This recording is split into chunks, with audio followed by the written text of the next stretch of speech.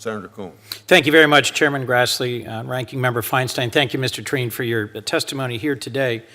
As you've heard from my colleagues on both sides of the aisle, we are deeply concerned about the rise in hate crimes targeting religious minority faiths in the United States and their steady rise.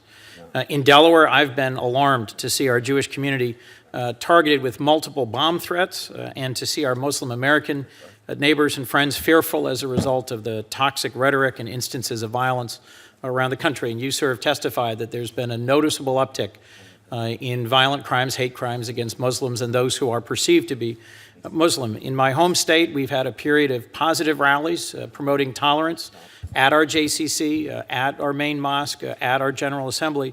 But citizens from my state are asking for a clear, unified message from federal law enforcement and from our federal government.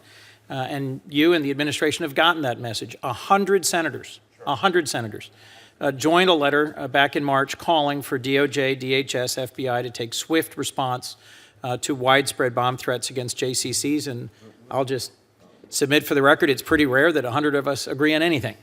And in April, Chairman Grassley, Ranking Member Feinstein led a letter to Attorney General Sessions saying that the DOJ needs to directly address this steadily increasing number of religiously motivated hate crimes.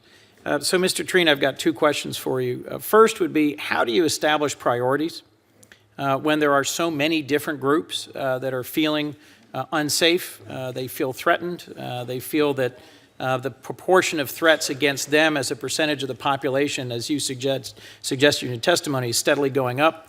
And how do we pursue prosecution, and how do we change the temperature? And my second question, frankly, follows up on what Senator Franken asked. I am encouraged by your statement that you've gotten a consistent message from Attorney General Sessions to keep prosecuting hate crimes.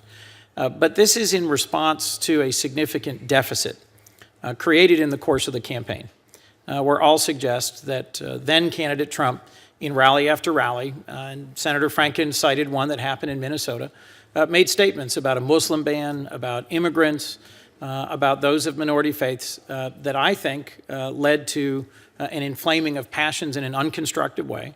And I do think that the continued presence of Steve Bannon as one of his most senior advisors continues to send mixed messages.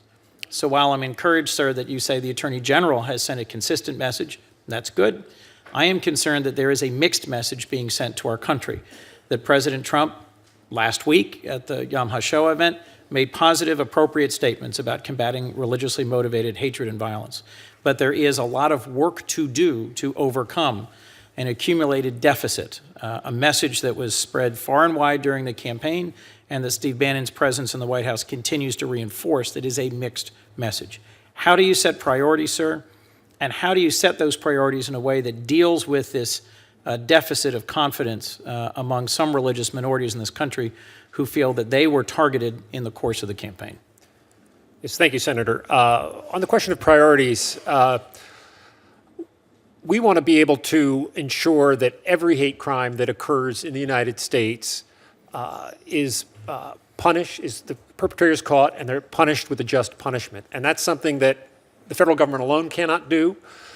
But we have 94 U.S. attorneys working with state and local law enforcement.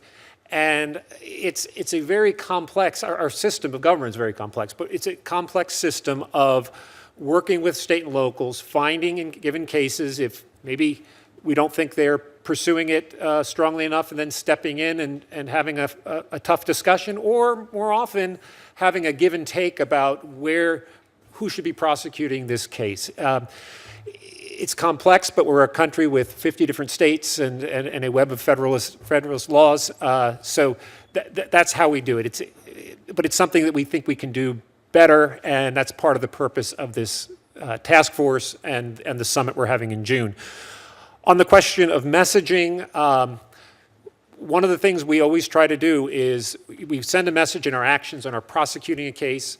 Tom Wheeler's been very strong in his press statements and the U.S. Attorney's press statements in these hate crimes, especially the Muslim hate crimes, saying that an attack on one faith is an attack on our fundamental principles, and that we as Americans cannot stand as one group is attacked. And I think that messaging is very important, coming from the Civil Rights Division and coming from the Attorney General and the whole Justice Department. Well, thank you, sir. At some point, I expect this administration will advance a nominee to head the Civil Rights Division.